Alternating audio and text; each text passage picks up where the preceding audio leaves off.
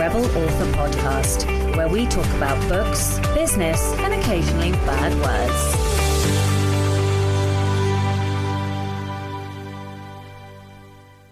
Hello, Rebels, and welcome to episode 8 of The Black Herron. Today, we are catching up a little bit early than we would normally, so neither of us have finished the book that we were meant to be reading, which was The Financial Feminist. So for those of you who are tagging along, you got a bit extra time. We're going to discuss it again at the end of March. Okay, enjoy the episode. Hello, Sasha Black. Hello, my darling. How are you? Oh my God, I'm a little bit overwhelmed, but that's all right. And I mean, what a coincidence. Oh, Me no. too. Literally just put a message in my Slack a couple of hours ago. Like, I'm really overwhelmed. What do you guys do? Oh, I want to hear all about it. Oh my gosh. But we'll say for listeners that we're recording a wee bit early. We only talked like 3 weeks ago. So I haven't quite finished the book, and we're on a time crunch because I have a guest coming in and teaching today and all of this. So we're like, let's chat right now. Let's chat. Yeah. In just a few hours. Let's do this. So how are you? Are you all prepared for your guest? The room is finally done, and I have done most of the unpacking that I needed to do. And she has a place to stay, and I have an office, and this office now has a door, and that is amazing. I love all the foliage behind you. Thank you. I truly love it. I don't have a green thumb, but I'm trying to work on it.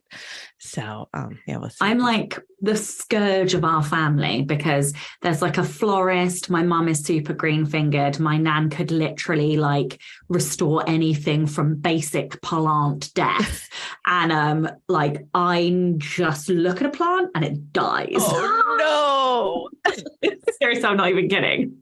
Oh dear. So what about you? What's going on with you? Oh my goodness me. I launched the book. Springs the overwhelm.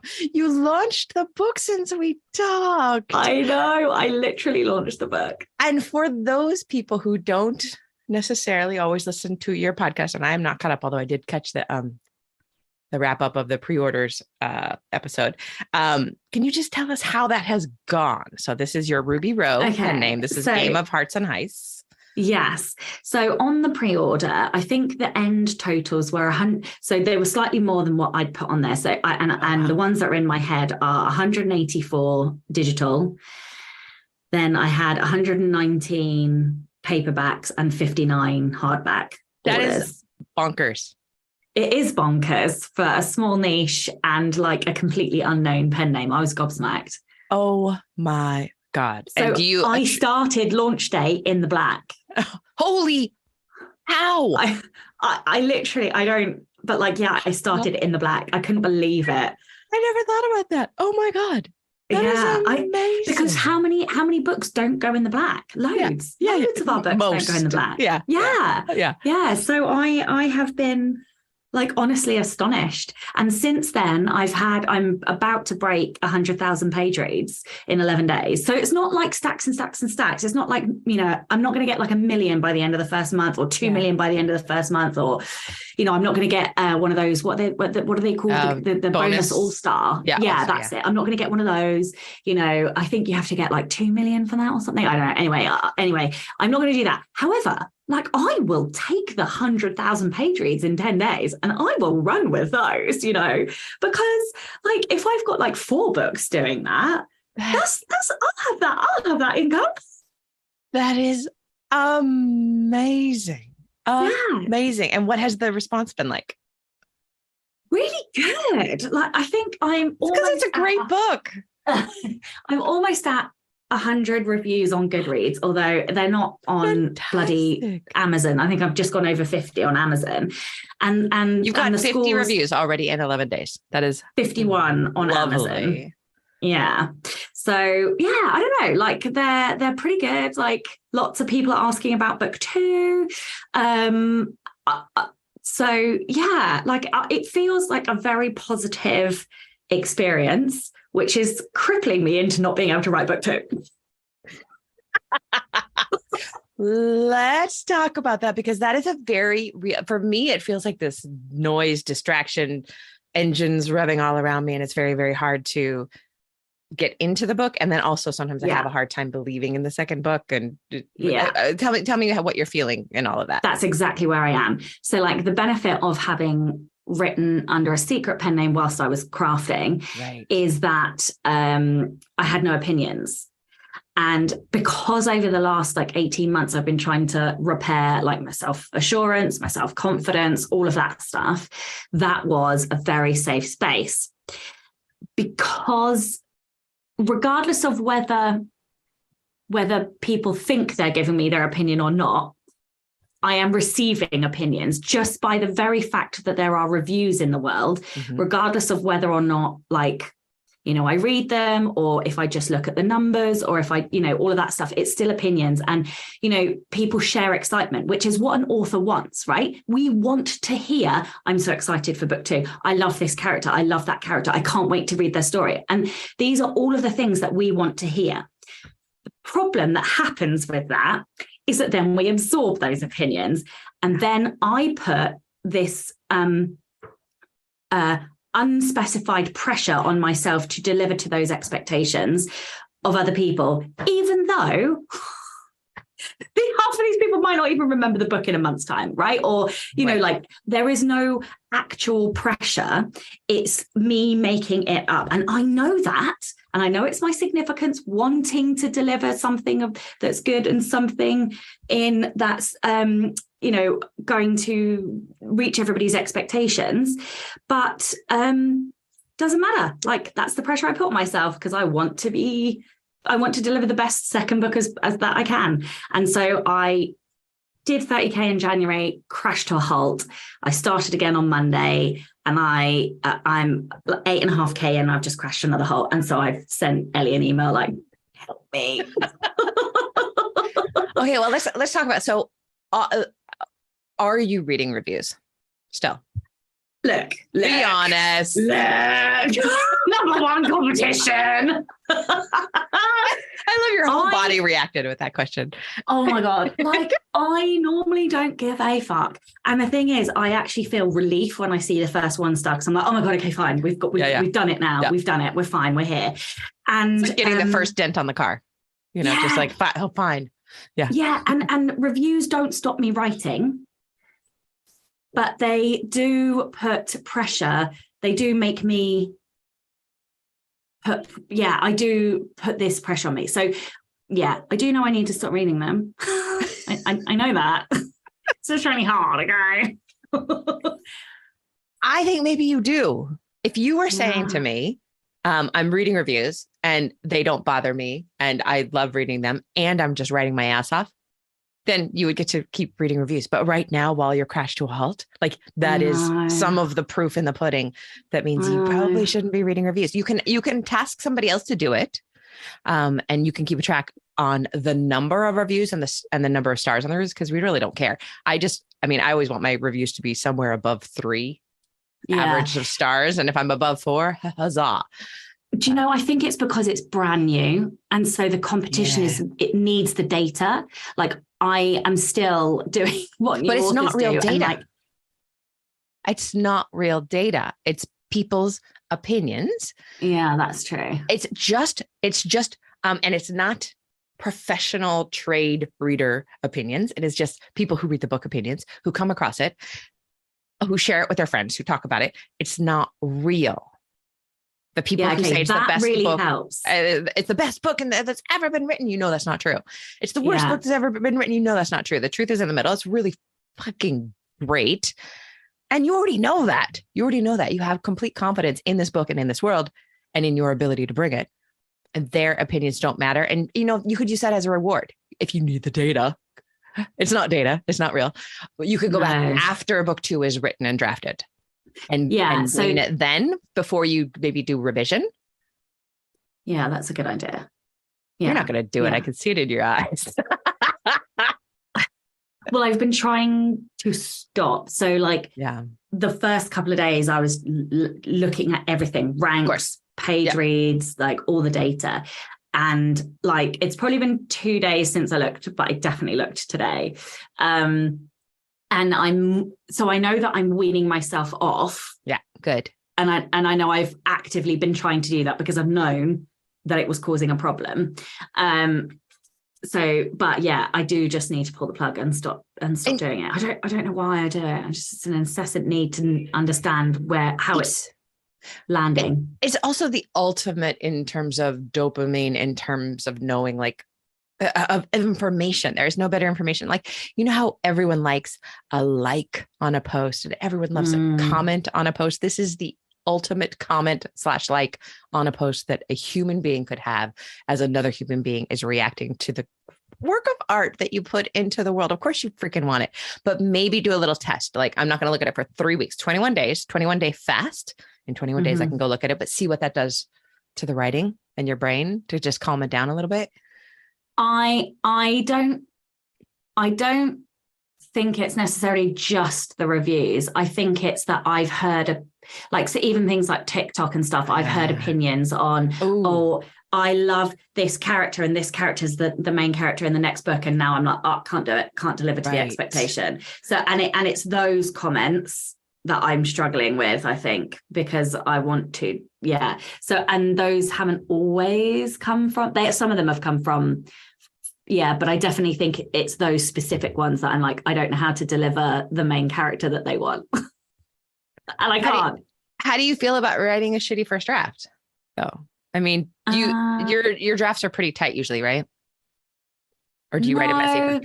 I write quite messy, I would say. Yeah, because it takes me as long to edit as it takes me to draft. So I'd say it's pretty messy. Yeah. So then how do you feel about just writing it terribly and failing on this first attempt, which is what you're supposed to do in a first draft?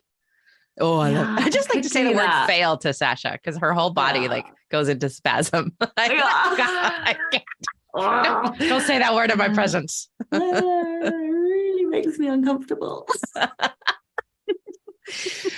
I don't know. I think you're right. I think that is what I should do. I should do that. I should give myself permission to do that. I think that's what I'm going to do. Write a terrible first draft just so I can get to the end. Yes. And sometimes I have to like put a sticky on my computer. You're actually writing a terrible first draft, like, because I'll think, I'm going to say I'm going to write a terrible first draft, but I'm going to sit down tomorrow and it's going to be great because that's who I am. And then, I am not that person. Oh, but you're I expect so right. myself to be. No, you're right. And the other thing is, I'm not writing a shitty first draft because I don't have anybody to sprint with at the moment. And so I'm writing slowly rather than writing quickly. And the minute I write slowly, I overthink everything. So you're absolutely right. Like I've got a couple of people who have said they're going to do sprints and stuff, but it's not quite worked out just yet. So I'm hoping that over the next couple of days that will lock into place. And then I will then be able to write quickly, which stops me thinking. Which is when I produce the draft. So yeah. Anyway, enough about me. Tell me all your stuff. Oh no, you're way more. You're so much more interesting. But I was just thinking, just to think about the sprint idea. I wish that we both like the website Right, and writing in those rooms. I wish there was a way to message the other people in there. That would be bad. There is. Be distracting. What, you can? Yeah. How did you not know that? On the right hand side, there's a message. It says it's like I don't even know what it is. I'll look it up whilst we're talking. But it's like a little message box or like a little. Is it in the global room? Because I'm always in the global room. It is. Yeah. Because it would be fun to like challenge somebody. I don't know if Oh my God, that would be fun. No, that would be super fun. No, it's in the top right hand corner, and it says, and it's got like a little quote shape, and then chat. Yeah. Oh my God. You could be in there on a regular basis to see who's there all the time and actually working and moving their bar. And you could just, chat them up. Hello, I saw you in here yesterday. I need a little bit of a competition. How long are you here for? You want to race with a stranger? Race with a stranger. If they're in there, they're bad. If they're in there, they're also accountability junkies. You don't go in there. Yeah, that's true. Yeah. All right. That's my idea. Yeah, I love it. So how about you? What have you been? I have been writing every day. I can't remember. I think I may have mentioned to you, or I can't remember, but I'm doing this little wee challenge to myself where I'm just writing 500 words a day on any project of new words. Cause I get in this place where I'm doing a lot of revision or I'm doing a lot of work on old stuff and trying to get stuff out this year, but I don't feel like I'm actually making forward progress on other stuff. So I'm just doing 500 words a day on that, on top of whatever I'm working on for the day. And that has been pretty lovely. I finished my Patreon essay for the month with no fuss. I'm working on this wee little book that it's like a craft mindset book. I think you and I have talked about in terms of writing. And that's just like, it feels like extra pennies in the bank. And it really is. And 500 words a day, if you did them every day, it takes like what, 15 minutes, 20 minutes. And that's 182,000 extra words a year. Oh my God. Right? Yeah. Two full books stolen in the, like, I just do it after I do my journaling. Everybody who's listening to this who has high consistency is just like tripping off the energy pennies right now. But like, that blows my mind. I find that incredible. I don't know if I could do it, because the focus in me is like, struggles to task switch. Mm-hmm. But I have very low competition focus in me. Okay. So the I can task competition switch in all me day. Yeah. is like, that sounds amazing. Like, I want the 182,000 words. That sounds incredible. Do you know what? I am going to trial it. Try it. Yeah, I'm just going to try it. Yep. I'm just going to see. Absolutely. Oh, I want to hear how it goes, because for me, it still feels delicious every day. Just like, yeah. Oh, and it's just so freaking easy. Also, I'm waffling. I'm just like, it's, 15 minutes of waffling. I don't know what am I? I'm just trying to get 500 words. And I have told myself I can write in any project, whatever I feel like writing in that day. I can start a new one, or yeah. I think I'll only be able to do it with nonfiction. Perfect. It's perfect for that. Yeah. I think I can do it with nonfiction. I don't think I can do it with fiction, but I think you would love it. I think I'm going to try. I'm committing to trying with the nonfiction, and hey, maybe I'll get the book done quicker. It's amazing. It feels like it feels like a game. And I always go over and I tell my my Slack group, Onward Writers, that I'm going in, and then I go to Write, and then I do it there, and then I'm done. And it's super fun. Okay, I'm going to try with nonfiction. I already kind of feel that I can't do it with the fiction, but I'm going to try the nonfiction. Yeah, it's just a little wee bonus. So I've been doing that, and I just heard from my agent this morning, right before we got on the call, that an editor that I really love, she did pass regretfully. So that's too bad, but it's still out with 6 other editors and editors that I don't really, it's out with 5 editors that I don't care too much about, but 1 editor that I would love at still with Amazon, still at Lake Union, still fingers crossed. And then she wants to send it out to a few Harper agents now, Harper editors now that Harper is finally resolved the strike. Thank God. And then I just want to know, will somebody buy it or will I self-publish it? Because I'm going to hit the ground running either way.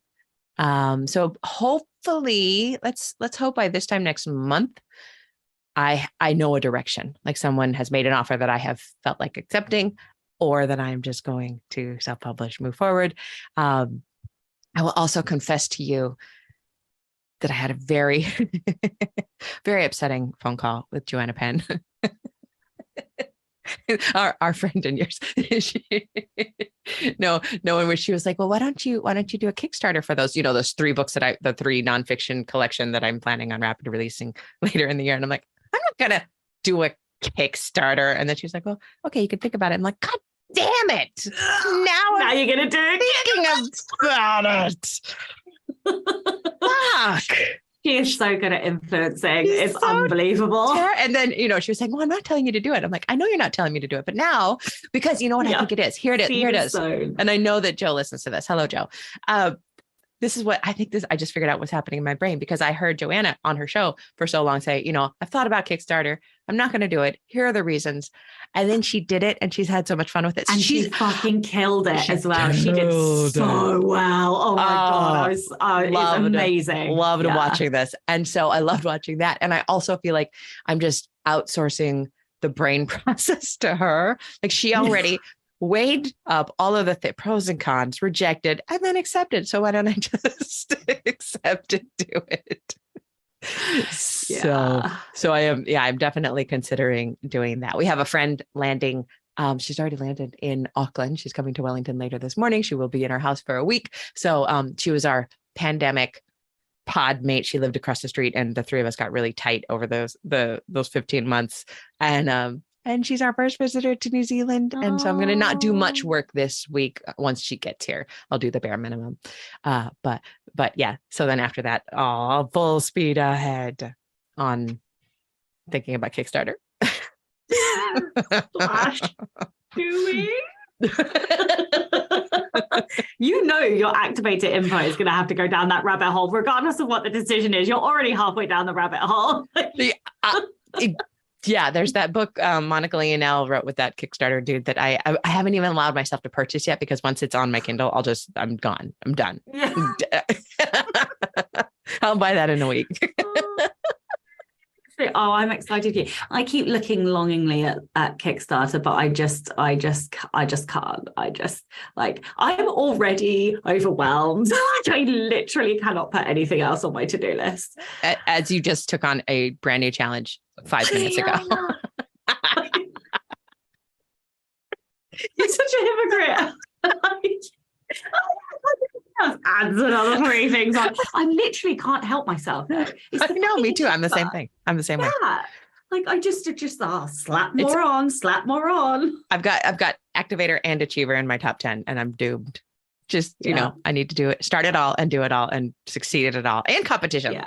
And then win it all. Yeah, we both have all 3 of those. Yes, in the top 10. That explains a lot. And input. Yes. I also have input. Do you have a collection? Do I have one? It's at 11. Okay. So it's right there. Yeah. And what did you ask? Learner? Yeah, of course. Yes. Okay. So I had that one too. I think learner is 11 for me, but yeah, it's right up there. No focus, no consistency, no discipline. So the 500 words a day, that feels like a challenge to me, because I just don't have consistency, and doing anything on a consistent basis is something that I rebel against as soon as it starts to feel. If the challenge is to win at consistency, then we can do it. Right? Then that's the way I can do it. Yes. Yeah. It's all about framing. Do you use Pacemaker? Oh no, you use Ellie's spreadsheet, but I use Ellie's spreadsheet. I have tried to use Pacemaker a couple of times, and I think that I just haven't been shown how to use it, or haven't seen a thing on how to use it properly. And so I just go in, I'm like, this is too hard. And then just leave the field. Yeah, it's not intuitive to set up. That's the problem. Yeah. But once you do, it really rewards you for doing it, because you get confetti when you put in your words, and it adjusts everything, auto adjusts. So I know that I missed a day on the weekend because I did something fun, and that's fine. But I'd already made up for it instantly, because I'm not going to write 501 words. I usually write 570 words, because you get to the end of the roll, and then all of a sudden I made up for it again. And God bless Pacemaker, because it tells you how to do it. So see, this is a problem. I love the sound of Pacemaker, and everybody that uses it raves about it. And I'm like, sounds amazing. Still haven't executed that. I may have a wee little Loom video that I did for someone showing how to use it, if you ever wanted me to show it to you. I definitely. Okay. I can definitely be convinced. Okay. So before the next time we talk, I will have made a decision on Kickstarter, and hopefully have a direction for the book that's out with editors. What about you? What do you want? So by the end of March, written the fucking book. Wait, is it going to be the end of March? Is it February? Shit. Yeah. Okay. Just lost a whole month. I know. Okay. So by the end of March, you want to have written the book. Yeah. I want to have written it by the 17th, but whether or not that's going to happen, I don't know. But yeah, I very much want to have written the book and caught up on admin and other things that I don't want to be doing that I need to do. So I think that is my main focus. And I think, maybe that is the problem. Maybe there isn't enough on my plate. Maybe there isn't enough pressure, and that's why I'm not, I don't know. No. Maybe. Yeah, at the same time, I feel that sometimes is the problem, actually. There's definitely not enough external pressure for me to. And funny enough, Chloe and I were talking about this a couple of weeks ago because she hates it. She's the opposite. Whereas I'm like, oh, no.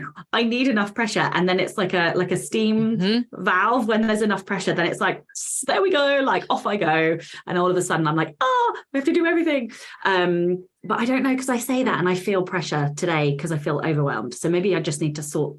It's a different kind of pressure, though. It's and I've heard Becca talk about it. Do you have strategic as well, right? Yeah.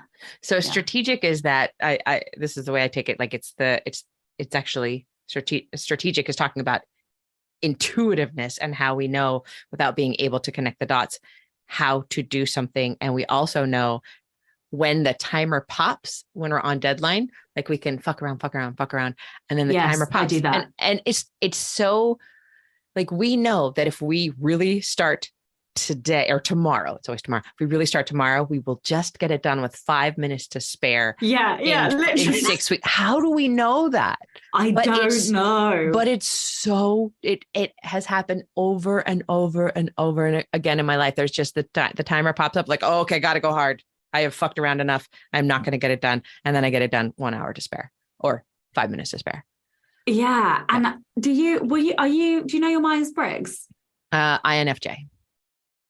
Yeah. See, isn't that interesting? Because I'm also a J, but that's a very P behavior. I know. I don't know as much about that, but yeah. So the J is like somebody judgment who and likes perceiving. order and structure and but they do things in advance and finish before the deadline. Oh, I never. P is somebody who does stuff last minute.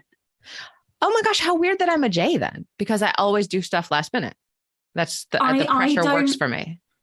I don't typically do things last minute, but I definitely don't finish with loads of time left. I guess that's true. I guess I'm very, very rigidly disciplined in that I never finish early, but I never finish late. Yes, that's me. I don't finish late either, but I don't necessarily finish in advance. There's not enough pressure for me to finish in advance. Oh, okay. This makes a lot of sense. Yes. Okay. I think there's not enough external pressure. I need to find some pressure somehow. And that has nothing to do with the overwhelm feeling. The overwhelm feeling is an emotional feeling. I think that is separate. And it's just overwhelm. And that emotion comes from the release of a book, any book. Yeah. You would be feeling and this I do if you were crash not and burn. Public. Yeah.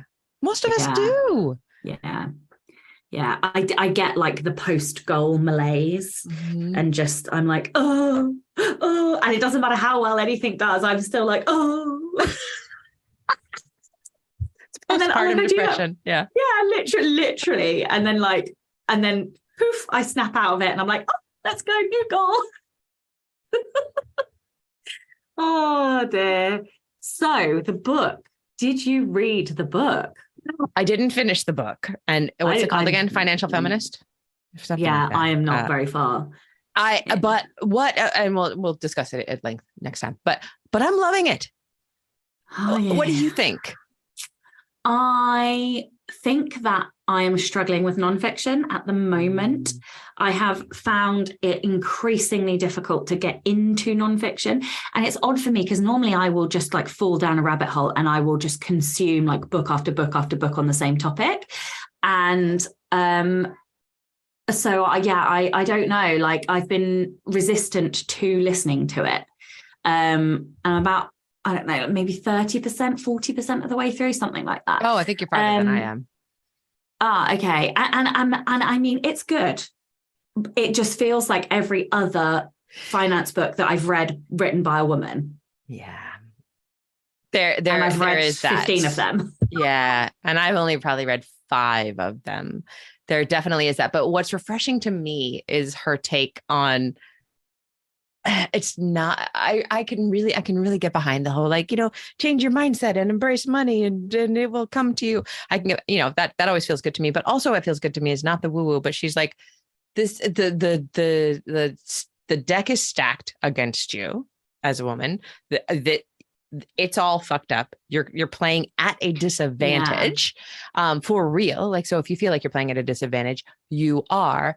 And here's how to be smart and sensible about it without the whole, I don't know if I haven't gotten to the manifestation part of it yet, the woo-woo part, but, and I love a manifestation woo-woo sometimes, but sometimes I just need hard, solid, yes, it's fucked. Here's how to get over in the best, most healthy ways for you and your family. You know what I mean? Yeah, I think this might be why I am struggling with it, because I'm cross at a lot of things at the moment, like that are wrong in the world. And I think that's possible because I remember reading it and being pissed off. It's definitely about it. Yes. Cause she lays out all the ways that women in particular, and all marginalized communities of all sorts, still have this bias against us and this pushback, like that women couldn't get credit cards in their name until the 80s. God, that movie is so fucking gross. Like, without a man's signature or whatever. I just cannot. It's so recent. All of this is so recent, and it is maddening, and I bet that is why you're pushing back on it. It is like last week we were in Paris. And we had not one, but two instances of homophobic abuse in Paris last week. And this is the thing, right? I'm just what happened? Do you want to tell me about it? Or no? Yeah. It's fine. I mean, I'm fine. We're all fine. It wasn't like, nobody got physically injured. Well, I got grabbed. And so I kind of like wrenched myself off. How I held my composure and didn't knock this person out, I don't know. I don't know. That is my usual. That's my go-to reaction. I'm a hitter. Yeah. I'm a yeah. That is fight or flight. I'm reaction. Fight. Yeah. Exactly. Never grab me in a club. There's still people talking about those moments. Yeah. Yep. So I got grabbed, kind of wrenched myself off, and then like, it's all swear words, this, you're like a boy, you're this, like fucking lesbians, blah, blah. And then on the tube, it was clearly a very unhealthy person. But it was, first of all, it was like homophobia, then it was racism. And then I was just like, oh my God. And this delightful young human came over and started trying to speak to us in French. And we were like, we speak English. And then he was like, oh, I like your look. And we were like, I kind of looked at Chloe, and she was like, he's trying to make it better. And I was like, I know. And then we were like, it's fine. We understand what he's saying.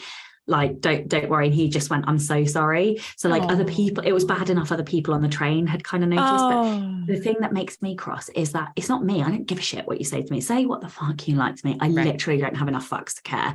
But don't do that in front of my son. In front of your kid. Yeah. Don't do that in front of my kid. He's 9. Like, what the fuck? What is wrong with people?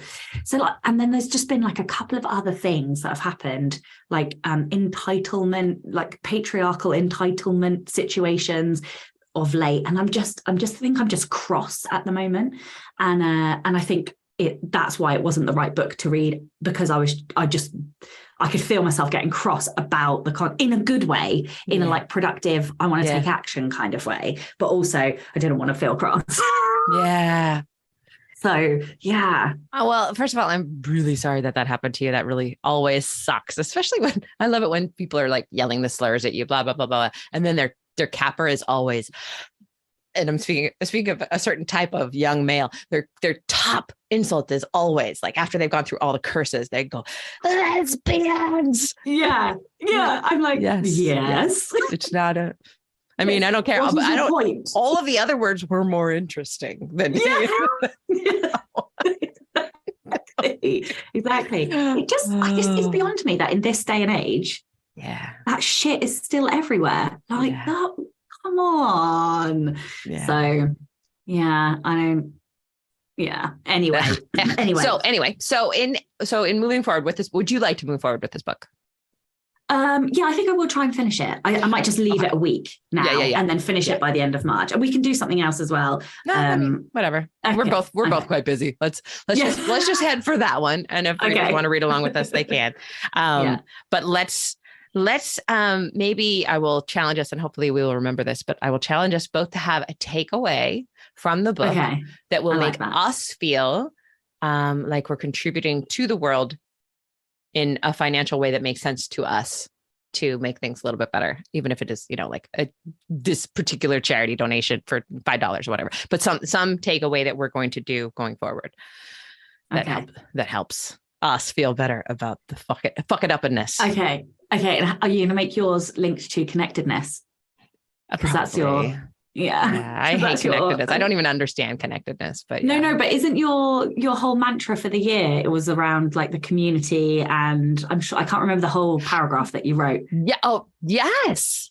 I was thinking connectedness in a different direction. Yes, that I love, and I hadn't thought about connecting it, and I will. Okay, that's great. I forgot about that. Thank you for reminding me. What about you? Do you have any idea about what yours might be around? No. Okay, good. Not fine. right now. No. I will think about it. Yeah. I think about what I can. Yeah. I don't know yet. No. I love this little touching base of where we're going next. This is very, very helpful to me. I know. So, like, how can, because I don't know about you, but I just feel like time is like sand drifting through my fingers. Mm-hmm. And yet so much happens each month. Like I launched a book. I've been to another country. Like, I was in Paris. Yeah. But yeah. And then so I will have my birthday by the next time we speak, which will be fun. I will wish you happy birthday then. That's good. Do you have any plans? No, I'm a bit rubbish at celebrating birthdays. Do you know what I have actually asked for? What? My wife hates it. But I was like, so I'd really like to go to London and go to the giant Piccadilly store and be in there for like 3 hours with no like cut-offs, no like. What is the giant Piccadilly store? I don't even know what they sell. Oh, Waterstones. Oh, yeah. Yeah, and I want them to pay for the books. Yes. That's all I want. I don't want anything else. That's what I want. I want to go to the big bookstore. Time in the bookstore and then to buy the books with no guilt, like should I, shouldn't I? Yeah. Yeah, that's what I want. Because every time we go, I get like an hour and a half. Right. And then we you need feel to go rushed. Out. And I'm like, floor. When's your birthday? I love this. Mine's in July, but I may steal that idea. Like you could even say like, I'm going to the store now and please look for my text. And when I text you, that is time to come collect me and pay. And then we'll go out to a meal. And that may be in 2 hours and it may be in 4.5 hours, but I'm going to text you when I'm ready. Yeah. And therefore they can go play. They could do their thing, do whatever they want. But yeah.